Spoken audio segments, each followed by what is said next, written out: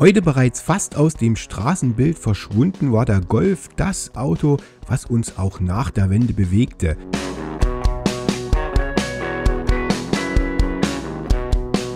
Das ist mein Zweier Golf, Baujahr 92, 1,3 Liter mit 55 PS. Den habe ich damals neu gekauft, 1992 im April. Ab Werk. Ich arbeite bei Volksbank Sachsen. In der Zeit habe ich dort auch schon gearbeitet. Und dort war es praktisch so, was man sich heute nicht mehr vorstellen kann. Du hattest immer ein bestimmtes Kontingent. Wir hatten eine Art Wandzeitung im Betrieb. Und immer wenn ein Kontingent da war, dann war das an der Wandzeitung angeschlagen, wieder 20 Golf verfügbar für Werksangehörige. Und darauf musste man sich dann bewerben, wenn man einen haben wollte. Und wenn eben mehr Bewerbungen da waren wie Autos, also das Kontingent war immer nicht sehr hoch, 20 Autos vielleicht, dann ist man ausgelost worden. Und das war bei dem auch noch der Fall, der ist in Zwickau gebaut worden. Also synchron, zu der Zeit lief schon der Dreier Golf, das ist einer der letzten aus Zwickau, ein Function. Und ich hatte mich da drauf beworben und hatte sozusagen Glück gehabt, dass ich verlost worden bin und habe das Auto gekriegt. Das war damals noch so, die Kasse war im Volkswagenwerk, das Auto hat 15.995 D-Mark gekostet damals. Das musste man noch bar einzahlen. Ich bin da mit einem Aktenkoffer hin, mit beide 16.000 im Gepäck und habe das dort eingezahlt. Dann hast du einen Beleg gekriegt und dann hast du im Autohaus als Betriebsangehöriger, aber nicht im Showroom, wie es damals hieß oder wie auch immer, sondern als Betriebsangehöriger haben sie wahrscheinlich, weil die ja Rabatt gekriegt, dass sie so viel Geld verdient. Da musste man doch in den Hinterhof, vor der Verkaufsraum für Werksangehörige und da glich der dann schon eher im Pferdestall und dort ist dann die ganze Kaufabwicklung gemacht worden. Und das Auto habe ich ursprünglich für meinen Vater gekauft. Der hatte bis dato ein Trabi und natürlich war nach der Wende dann immer die Frage nach einem neuen Auto und der gute Ossi, der wollte ja einen Lada, Samara oder einen Skoda Favorit haben, die dann ungefähr bei 11.000 lagen, wo ich dann gesagt habe, da legst du aber lieber noch die Vierer drauf und hast dann ein ordentliches Auto jetzt, ein Golf. Und prinzipiell habe ich das nicht bereut. Also ich musste dann ein halbes Jahr lang fahren, weil ich ja als Betriebsangehöriger mich zulassen musste. Und dann habe ich meinem Vater überlassen, er hat ja auch schließlich das Geld gegeben. Und jetzt, wo mein Vater gestorben ist, habe ich natürlich wieder, also trotzdem faktisch Erstbesitz. Das Modell Function ist nur in Zwickau gebaut worden. Es ist praktisch so, dass Wolfsburg schon synchron umgestellt hatte auf den Dreier Golf. Die lustige Geschichte, die Nachbarin hatte einen Dreier Golf gehabt. Der war sogar älter wie der hier um einen Monat, weil nur Zwickau das Auslaufmodell gebaut hat am Zweier. Das war der Function jetzt. Und dann ist der Zweier nur endgültig ausgelaufen. Wie gesagt, er ist ja Baujahr 4, 92, also wirklich einer der letzten, die Verband gelaufen sind. Mit gewissen Extras. Die Extras waren hier Sportstallfelgen, Sportlenkrad, bessere Sitze und eine Radiovorbereitung. Das heißt, Grünkeilscheiben waren dabei. Und die Radiovorbereitung, die hat beinhaltet, dass du die Lautsprecher drin hattest, die ganze Verkabelung, die Antenne war drauf, aber es war kein Radio drin. Das Radio musste man dann im Nachgang selber reinbauen, aber man musste wenigstens nicht mehr die ganzen Strippen ziehen. Also das war diese Radiovorbereitung. Der Volkswagen Golf II wurde zwischen August 1983 und Dezember 1992 über 6,3 Millionen Mal produziert und trat die Nachfolge des 1974 eingeführten Golf I in der Kompaktklasse an. Im Herbst 1991 wurde er vom Golf III abgelöst.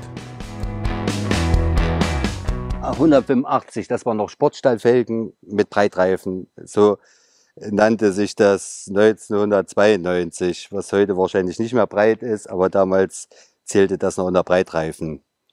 Und mehr Ausstattung hat er eigentlich nicht gehabt. Also das war es dann auch. Und die war auch nicht wählbar. Ich glaube, damals hattest du 2 Benzinvarianten, den 55 PSer und den 75 PSer und noch eine Dieselvariante. Und die Ausstattung stand fest, maximal noch das Glashubdach war noch eine Option. Und ansonsten musstest du nehmen, wie er da stand jetzt. Also hier irgendwas noch zukaufen oder dies oder das oder ausstattungstechnisch was verändern, das war bei diesen Modellen nicht möglich. Das ist der 55 PS Einspritzmotor. Das war damals das Einstiegsmodell, diese Motorisierung. Und natürlich heutzutage, ich weiß jetzt nicht, was der 8er Golf an Einstieg hat, aber natürlich ist das schon übers Doppelte heutzutage der Einstieg, wie es damals war. Jetzt dementsprechend ist das Fahren auch mit dem Auto. Du fährst mit diesem Auto ganz anders. Also ich sag mal, du cruist dahin jetzt. Ne? Es war spritzig und macht das, aber natürlich Höchstgeschwindigkeit 140, die kann man heutzutage nicht mehr vergleichen. Aber es ist ein angenehmes Fahren und es reicht vollkommen aus. Also man passt sich immer dem Auto an. Du hast wenig PS, also Fenster runter, Arm raus und dann cruist man so gemächlich dahin.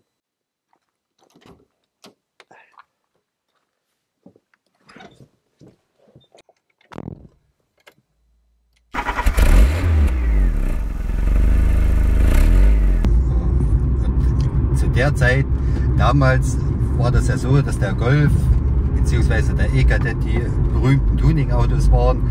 Deswegen sind ja jetzt so viele verbastelt oder wie auch immer.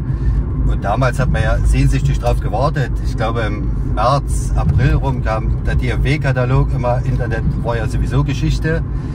Und natürlich hat man dann sofort, wenn der kam, in Zeitungsladen den Katalog geholt und dann geguckt, was es dort alles gab. Und da war ja Golf und Kadett waren ja da wirklich die Führenden. Da konnte man ja alles dafür kaufen, Breitbausätze und Felgen und sonstiges jetzt. Ne? Heutzutage, ja, gibt es das alles über Internet oder allgemein gibt es ja auch kein Tuning mehr jetzt. Ne? Die Autos werden so ausgeliefert, wie sie sind und Spoiler und sowas, das macht ja heutzutage keiner mehr. Aber das war eben damals noch die Zeit vom Zweier Golf, wo genau sowas in war. Viel Ausstattung hat man hier nicht. Also Sportlenkrad, das ist ein Highlight. Wie gesagt, Radio musstest du selber einbauen. Da gab es bloß die Vorbereitung. Und dann, was natürlich auch ist, besser gepolsterte Sitze mit diesem Design hier, das war auch ein Highlight jetzt. Ne? Aber viel mehr Ausstattung hat er nicht. Das sind alles Blindkappen sozusagen? Ja, das sind alles Blindkappen. Was gäbe es denn? Was hätte es denn damals noch gegeben? Ja, gut, du hast ja die Klimaanlage, die war eigentlich nur für den Feierabend Eis oder GDI-mäßig so unterwegs jetzt. Also ich denke, Glas doch noch, aber viel mehr serienmäßig gab es da wirklich nicht jetzt. Ne? Okay. Eine Episode gibt es noch für den Golf. Man sieht, dass diese Abschleppöse vorne etwas nach unten gebogen ist. Und zwar war ich mit dem Golf unterwegs, weiß ich noch, beim Zahnarzt. Und als Alltagsfahrzeug habe ich ja noch einen 7er Golf. Der natürlich mit elektronischer Bremse. Aber der ja natürlich nicht. Aber die Macht der Gewohnheit. Ich habe das Auto in eine Parklücke gestellt, bin zum Zahnarzt gegangen. Und wie ich da wieder runterkam, war die Parklücke leer und kein Auto mehr da. Und ich guckte dann ringsrum, wo ist denn der 2er Golf hin? Und der stak dann an der Treppe beim Schuhladen gegenüber, weil ich natürlich vergessen hatte, aus Macht der Gewohnheit die Handbremse anzuziehen. Deswegen hat er mal kurz in die Treppe reingeguckt und deswegen ist der Haken dann noch ein bisschen verbogen. Ich bedanke mich wieder bei den zahlreichen Unterstützern sowie Abonnenten fürs Anschauen und hoffe, das Video hat Gefallen gefunden. Bis bald, euer Jan.